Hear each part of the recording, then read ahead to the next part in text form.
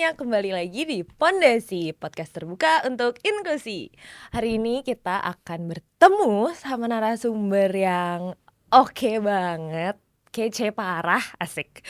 Karena narasumber ini tuh bermula, kalau misalnya kita bilang tuh role model banget ya untuk anak muda yang mau merintis, yang mau from zero to hero gitu kan.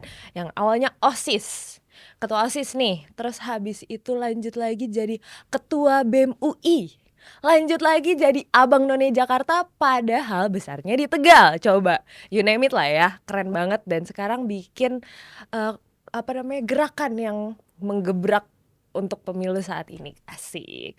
Siapa lagi kalau bukan Bang Mujab. Hey. Nah, hari ini kita akan ngobrol banyak banget tentang kepemudaan mungkin atau hal-hal yang berbau politik, apalagi banyak banget anak-anak muda, terutama Gen Z seperti saya. Aku juga Gen Z dong. Enggak dong, milenial dong Enggak, Bang Mujab. pokoknya aku Gen Z aja. Yang mungkin masih meraba-raba soal pemilu kali ini gitu ya. Tapi sebelum itu, saya mau nanya tentang Y20 karena Bang Mujab kan salah satu ketuanya ya. Yep. Yang held acara di Y20 ini.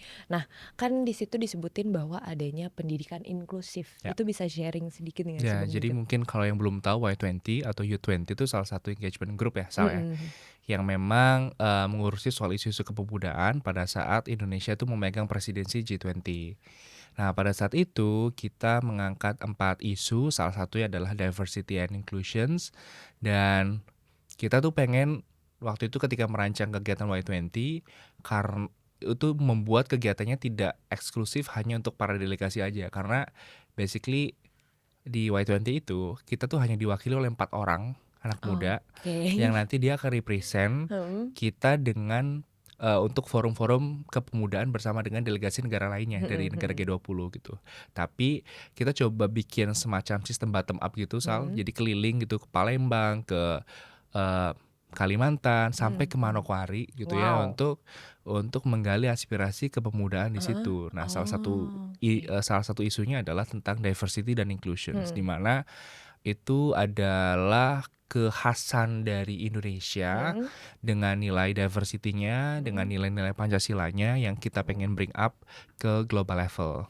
Nah, terus juga selain itu kita juga percaya bahwa inklusivitas itu perlu ada banyak affirmative actions gitu ya. Misalnya menjamin hak-hak soal difabilitas, terus kemudian kelompok adat gitu. Jadi bahkan di situ kita akhirnya ada ada observer dari masyarakat adat gitu. Jadi observer itu tuh mewakili masyarakat adat di Papua. Gitu. Jadi memang tujuannya adalah mencoba merancang masa depan yang lebih inklusif gitu, khususnya buat anak muda. Gitu. Keren sih. Saya kalau misalnya untuk masyarakat adat tuh kan sangat orang-orang jarang tahu nggak sih kalau misalnya masyarakat adat bahkan jarang direkognisi kan? Iya betul. Karena sebenarnya masyarakat adat tuh bukan yang pakai baju adat gitu ya, tapi memang yang hidup dengan budaya tertentu, dengan adat tertentu yang diyakini mereka gitu. Dan dari penyelenggaraan G20 dan kemudian Y20 dari pertama kali gitu kan sampai Indonesia itu baru isu soal diversity dan inclusion tuh diangkat. Gitu. Jadi itu menjadi legacy lah dari Indonesia untuk forum dunia yaitu G20. Gitu. Keren banget kan? Baru kayak gini aja udah keren banget. Jadi kita lanjut aja ke yang paling hot sekarang nih. Oke, apa itu? Deg-degan gue. Nah, jadi Bang Mujab ini adalah founder dari Generasi Perintis, betul? Betul. Nah, apa sih yang membuat Bang Mujab membuat Generasi Perintis ini? Apalagi kayak kalau ngelihat ada ini ya, balihonya besar banget tuh, bawa martabak kebetulan. Nanti ditayangin gitu. ya di sini ya. Diedit ya Mas ya nanti. Taruh sini ya, taruh sini. Sini. Mau jawaban jujur atau jawaban? Kita di sini keterbukaan kan keterbukaan sistemnya. Ya. Aku nggak bisa menafikan bahwa Generasi Perintis ini lahir dalam konteks politik 2024 gitu. Jadi sesudah aku pulang dari Inggris kuliah S2, itu memang aku pengen gitu ya bikin satu gerakan yang memang memberdayakan anak muda yang basisnya bukan di kota, Wow. tapi di daerah-daerah gitu ya. Kalau bahasa anak TikTok tuh anak kabupaten. Nah, Asik. gitu ya. Nah, cuma ada satu fenomena yang men-trigger saya, yaitu eh, seorang milenial yang bisa menjadi cawapres karena bantuan omnya, bapaknya, dan lain-lain sebagainya gitu. Kita nggak perlu sebut siapa gitu. Dan di situ akhirnya memvalidasi dugaan-dugaan kita bahwa Indonesia ini penuh dengan budaya orang dalam, backingan gitu ya. Oh, Em, ordal Kak. Masa depan itu hanya akan terbuka lebih lebar untuk orang-orang yang punya privilege gitu. Sehingga akhirnya kita coba lahirkan komunitas yang tidak hanya mengumpulkan orang, tapi juga menggerakkan orang sebagai sebuah gerakan yang mencoba mencari tahu soal hambatan struktural dan kultural yang dialami oleh anak-anak muda yang gak punya privilege itu. Atau bahasa paling mudahnya adalah anak-anak muda perintis. Sehingga saat itu kita mulai itu tanggal 15 November, terus mulai di Instagram itu tanggal 18 November, dan per hari ini kita sudah keliling ke 62 kota gitu. Wow. Yang di situ tujuannya adalah mencoba mencari tahu sih apa yang menjadi keresahan, apa yang menjadi masalah hambatan struktural dan kultural dari anak-anak muda yang selama ini tuh nggak didengar dengan baik. Karena kalau kita baca soal media gitu ya, Sal ya, misal isu soal karakter generasi Z gitu. Lu setuju gak sih kalau generasi Z itu yang dipaparkan melalui media itu narasinya sangat Jakarta sentris atau Jaksel sentris banget Iya, gitu. iya banget. Gitu. Setuju. Ketika kita bicara soal generasi Z gitu, kan banyak yang bicara generasi Z ini concern terhadap isu iklim, gitu kan, isu tentang work life balance, gitu kan, gimana caranya healing, nggak punya bos yang toksik dan lain sebagainya. Tapi ketika saya turun ke banyak daerah gitu ya, dan di situ kan formatnya adalah silakan siapa yang datang tuh bisa menyampaikan apa yang menjadi keresahan gitu. Sangat sedikit orang yang memang concern terhadap isu tersebut gitu, tentang iklim dan lain sebagainya. Mereka masih berkutat pada hal-hal yang sangat mendasar. Misalnya kalau kita udah mikirin soal work life balance gitu ya, mereka tuh masih mikirin soal akses pekerjaan. Gimana mereka bisa mengakses pekerjaan yang layak gitu. Terus juga bahkan ada yang bilang, "Kak, saya usia 22 tahun tapi teman saya sudah ada yang jadi janda karena pernikahan dini dan lain sebagainya, pernikahan anak dan lain-lain, dan kekerasan seksual gitu." Harus nonton episode 1. Gitu. Ada ya, dibahas ya soal itu ya. Terus kemudian ada yang nanya ke saya, "Bang, gimana caranya saya buat berhenti main judi?" Waduh, Bos, judi online. Judi bola, canda. Enggak, gue aja gak pernah bos main judi, bos. Gimana caranya gue bisa memberikan nasihat menghentikan itu gitu ya. Jadi ternyata seberagam itu loh concern yang dialami oleh pemuda-pemudi Indonesia dimanapun itu, yang selama ini tuh disimplifikasi dengan hal-hal yang dinarasikan di media gitu. Sehingga itu yang mendorong kami generasi perintis, ketimbang hanya bermain di sosial media, kita turun ke kabupaten-kabupaten, kota-kota ya. So far baru di Jawa dan ada beberapa kota di Sumatera. Jadi tujuannya adalah menggali itu dan untuk mengidentifikasi apa yang kira-kira menjadi yang kita sebut sebagai hambatan struktural dan kultural gitu. Karena program pemerintah itu bisa jadi bisa menolong, tetapi setiap orang tuh punya hambatan masing-masing. Misalnya ada beasiswa buat kuliah ke luar negeri gitu, tapi apakah mereka punya akses untuk misal tes IELTS dengan murah? Karena tes IELTS itu mahal banget kan. mahal banget. Iya kan. Jadi basically beasiswa itu ya ada hambatan-hambatan yang dialami oleh setiap orang gitu untuk bisa mengakses itu. Balik lagi, beasiswa tetap harus ada modalnya gitu, modal awal untuk mencapai hal tersebut. Dan secara politik juga generasi perintis kita aktif mengkampanyekan bahwa anak muda itu jangan hanya terpaku pada figur gitu. Jangan hanya terpaku pada figur, mentang-mentang figurnya tuh muda, berarti dia otomatis merepresentasikan anak muda gitu. Kan belum tentu. Karena kita muda dan beretika, canda. Nah, karena pada dasarnya anak muda yang sekarang ada di politik itu adalah orang-orang yang punya privilege, Bos. Heeh heeh heeh. Ya kan? Biaya politik kita mahal banget, Mhm. gitu kan. Kalau dia nggak punya akses terhadap kekuasaan, akses terhadap ekonomi dan lain sebagainya, gimana dia bisa nyalon, Iya, benar benar. gitu. Iya. Jadi kalau lu bukan anaknya siapa Mhm gitu, mhm mhm. punya om di MK misalnya Iya, atau anaknya aduh. presiden dan lain sebagainya, Waduh. belum tentu lu bisa jadi cawapres. Sehingga kalau ada yang bilang bahwa kondisi saat ini adalah disrupsi, bahwa ada anak muda yang akhirnya bisa maju ke gelanggang pilpres, Mhm. ya lu lihat dulu, Bos, itu bukan sembarang anak muda, itu anak Mhm. mudanya anaknya siapa gitu kan. Apakah ke depan anak muda yang bukan anaknya siapa-siapa Mhm. bisa kayak gitu? Saya rasa sih enggak. Mmm. Tetap perjuangan proses itu yang akhirnya akan menghantarkan orang kepada titik tertentu gitu. Iya iya iya. Dan seharusnya memang demikian, Heeh bukan heeh. cara-cara instan atau bahkan cara-cara yang merusak tatanan. Iya iya iya, benar. Karena yang instan bakal hilangnya juga instan, bener nggak Bisa sih? jadi, atau mungkin hasilnya nggak akan sesuai dengan orang yang memang sudah matang gitu. Oh iya, Gitu. benar benar. Ibarat kita buah mangga gitu ya. Mhm Mangga yang masak di pohon mhm. itu jauh lebih enak dibandingkan mangga yang masak di karbit. Cakep. Ini bukan pantun. Gitu. Ya, tapi emang iya sih kalau misalnya dipikir-pikir, kita tuh terbiasa untuk punya proses, Betul. punya, apa namanya, belajar dengan, ya belajar dengan proses gitu Hmm. kan. Kematangan itu akan timbul karena kita telah mengalami A, B, C, D, E Betul, gitu. Jadi betul. belajar dengan apa yang, apa namanya, what's come up with us gitu kan. Betul. Dan proses politik saat ini kan semacam melegitimasi bahwa fenomena-fenomena kayak orang dalam, Hmm. punya backing dan lain sebagainya itu satu hal yang sangat wajar gitu. Hmm. Ketika lu di kantor tuh marah karena lu nggak bisa naik pangkat, karena terhalang oleh orang-orang yang memang punya koneksi dengan bos, Mhm, ya bener. seharusnya lu juga marah dengan kondisi saat ini di Iya mana iya. ada seorang anak muda yang karena koneksinya, Mhm. atau nggak usah dibawa itu, misal lu nyalon ketua OSIS gitu, Iya. terus kemudian ada lu kelas 2 nih, Mhm. harusnya yang nyalon kelas 2, ada kelas Iya. 1 yang bisa nyalon jadi ketua OSIS karena bapaknya tuh kepala sekolah. Terus kemudian omnya tuh pembina OSIS, sehingga dia bisa mengubah peraturan Heeh itu. heeh heeh.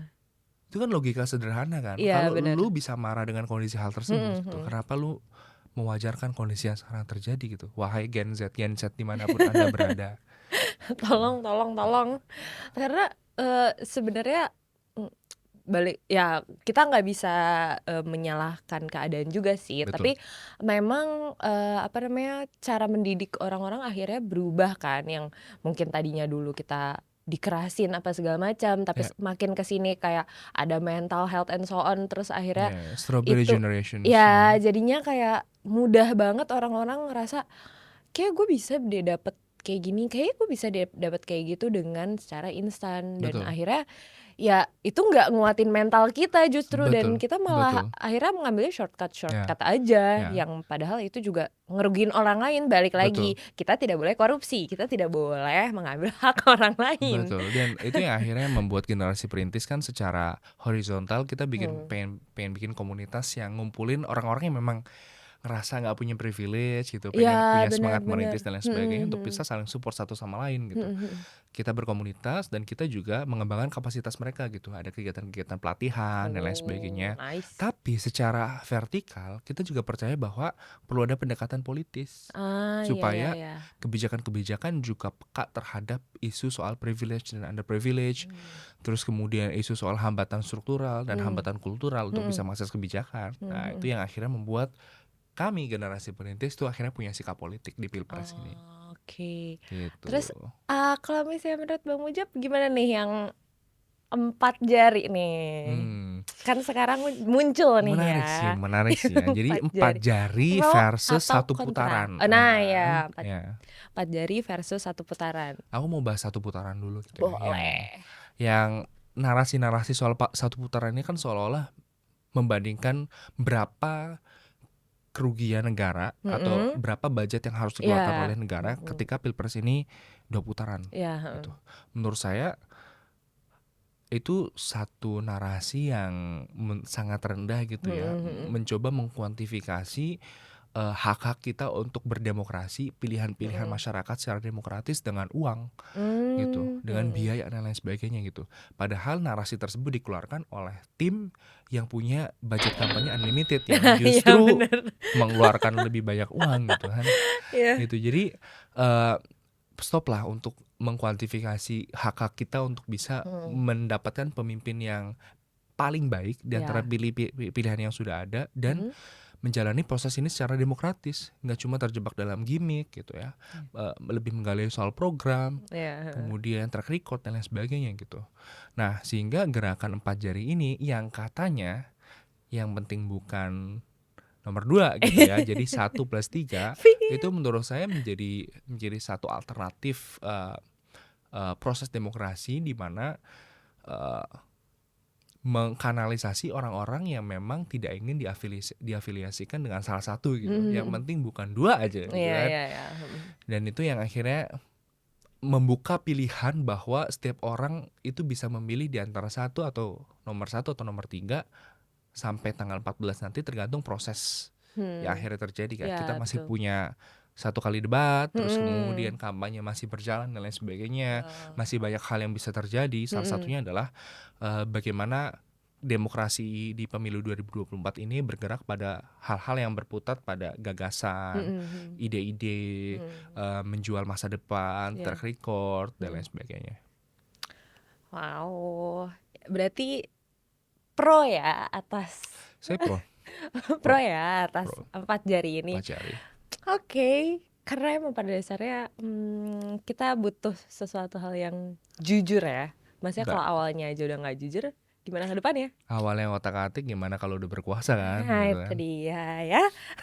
Kita kan nggak, masalahnya itu kita udah sepakat menjadi negara demokrasi, Bos. Iya Kalau di betul. awal kita sepakat bahwa kita negara feodal, ya udah kita kayak Inggris gitu Iya, ya. heeh, bener. Ratu diganti raja. Iya.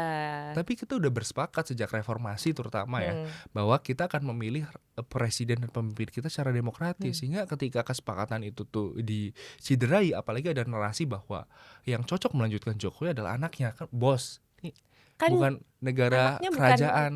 anaknya Iya. bukan Jokowi, Jokowi bukan anaknya. Betul betul betul. Itu yang, ya itulah yang harus kita lawan gitu ya. Mhm mhm. Bagaimana kita menjaga demokrasi ini jadi moment of truth ya. Soekarno benar ya. Ya, Soekarno benar, Bos, ketika dia Oh, bilang kalau, iya. lebih berat kalian nanti yang akan melawan bangsa sendiri kan. Nah, kita sekarang lagi Nggak melawan salah. proses demokrasi yang memang lagi Mhm. diutak-atik. Karena sebenarnya kalau misalnya Indonesia sendiri, reformasinya juga baru sebentar nggak sih? Kalau dibanding perjuangan kita yang lalu-lalu ya, kayak Betul apa? betul. Tapi ini kan harus kita pertahankan, karena Mhm. bagaimanapun kalau saya saintis ilmu politik ya, jadi ada yang bilang bahwa demokrasi ini adalah pilihan paling terbaik di antara pilihan-pilihan terburuk gitu. Betul. Setidaknya dengan ada yang demokrasi, Hmm. kita bisa ngomong secara bebas. Iya. Kemudian kita masing-masing punya hak untuk bisa memilih pemimpin kita. Dan Mhm. gak cuma hak untuk memilih, tapi Mhm. juga mengontrol. Mhm. Jadi kontrol kekuasaan itu diletakkan pada Rakyat. rakyat gitu. Itu yang menurut saya menjadi satu keuntungan ketika kita memilih demokrasi. Dan again, kita sepakat bahwa negara Indonesia adalah negara yang demokrasi gitu, bukan negara feodal. Kalau ya udah fair-fairan aja be, kalau misalnya mau majuin anak lu, declare dong. Sekarang kita jadi negara kerajaan kayak gitu kan. Iya, Jangan ganti konstituen. jangan seolah-olah ini, Bos, kayak Low-key gitu ya, low-key. enggak, ya kan balik lagi rakyat yang akan memilih. Tapi kan pilihannya lu udah setting. Iya. Gitu. Karena Betul.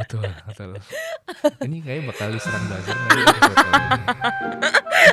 Gak usah tayang deh. Aku takut Instagramku hilang. takut.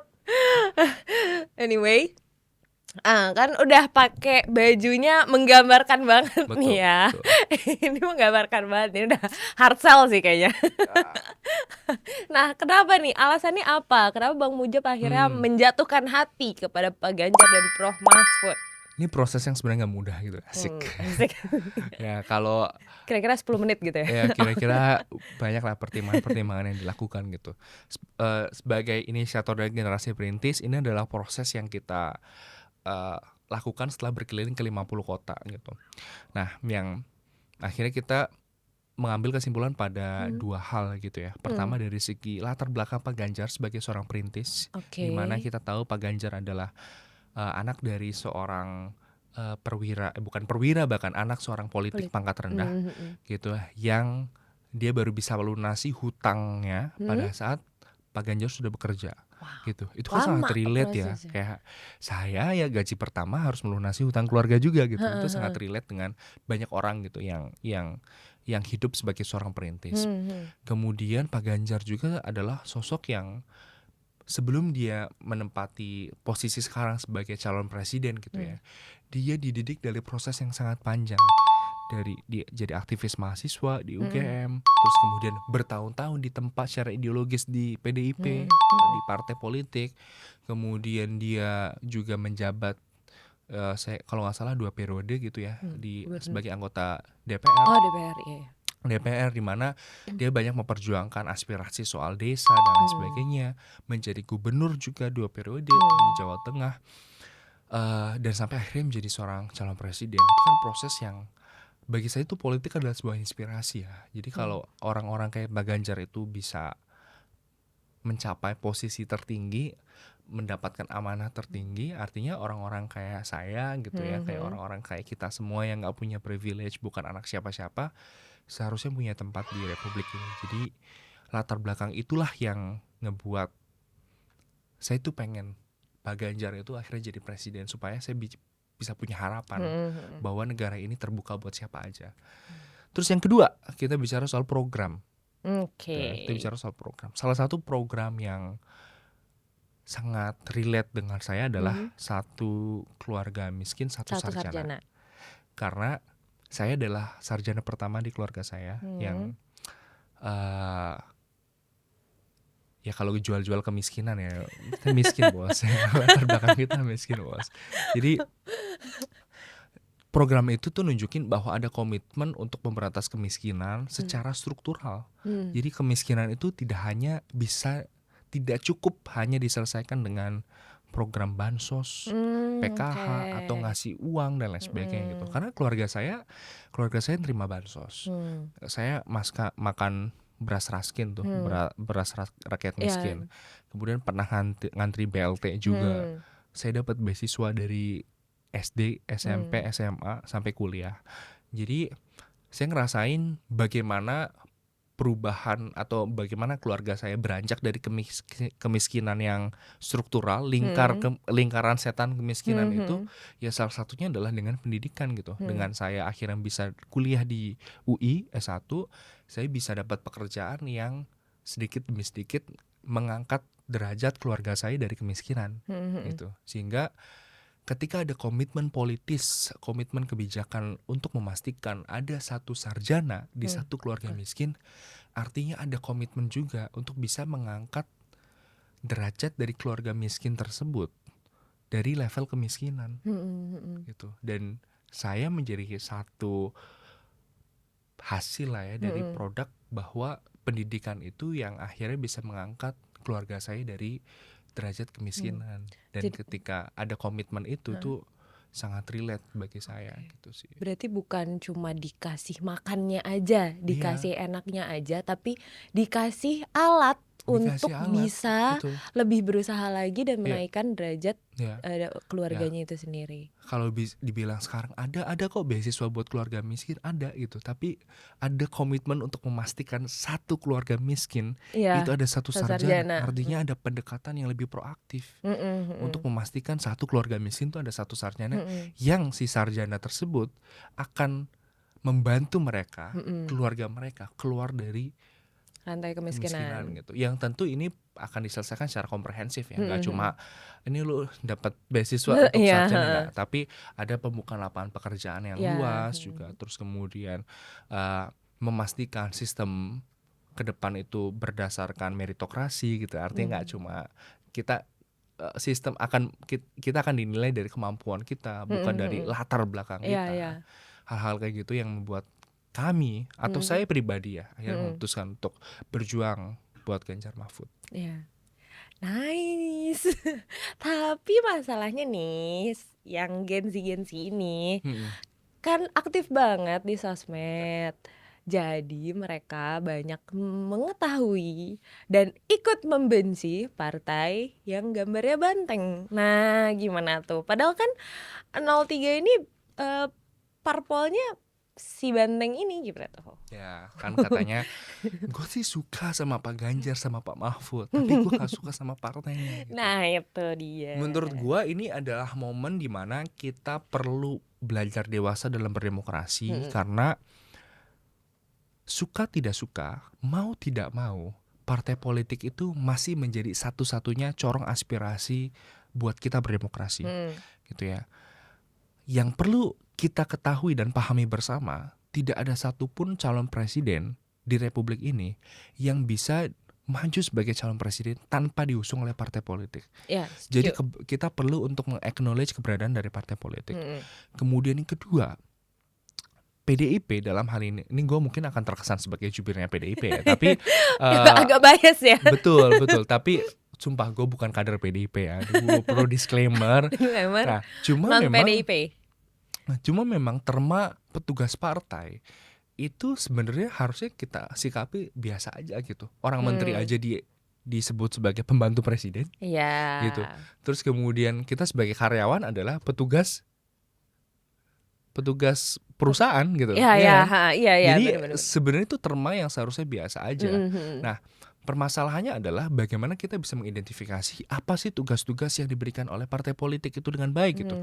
Kalau kita menganggap bahwa Jokowi adalah presiden dengan kepuasan tertinggi, kepuasan publik tertinggi gitu. Artinya banyak masyarakat yang mengapresiasi keberhasilan Jokowi kan. Ya. Berarti kita juga harus meng-acknowledge juga bahwa ada dukungan partai di situ gitu.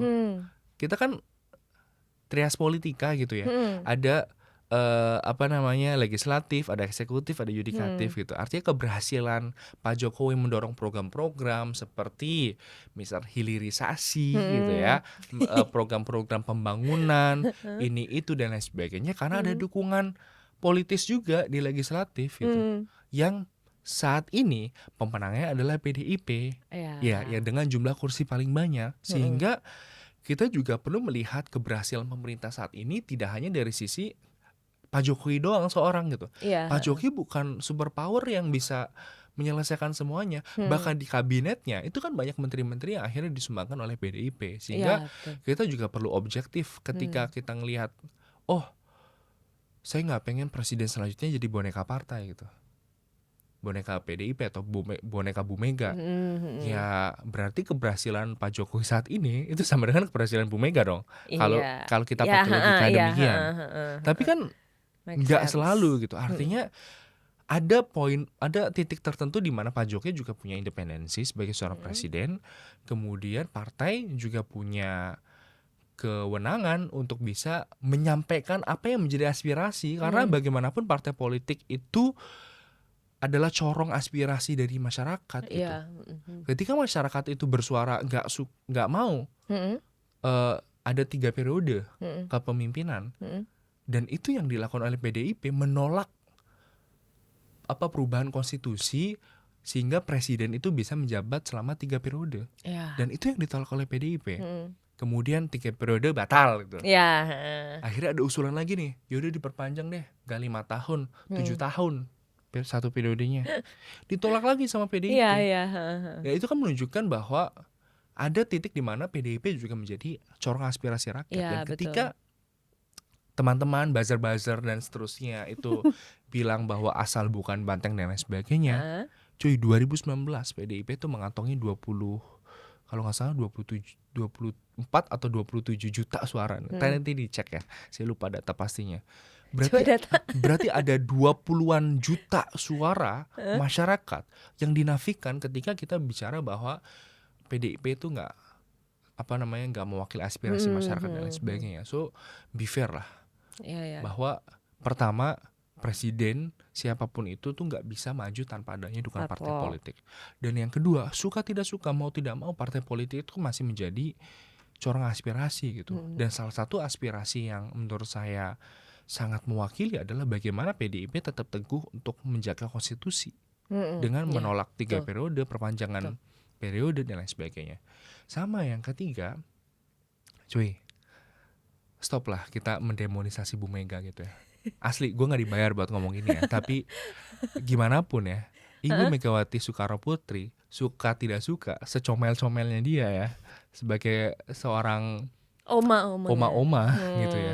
Oma-oma pada umumnya. Iya, beliau bersikap tegas untuk menjaga demokrasi kita. Mm-mm. Dia sangat bisa loh memajukan anaknya sebagai Ya, sebagai presiden, calon presiden karena PDIP itu balihonya udah cukup banyak. nggak cukup ya.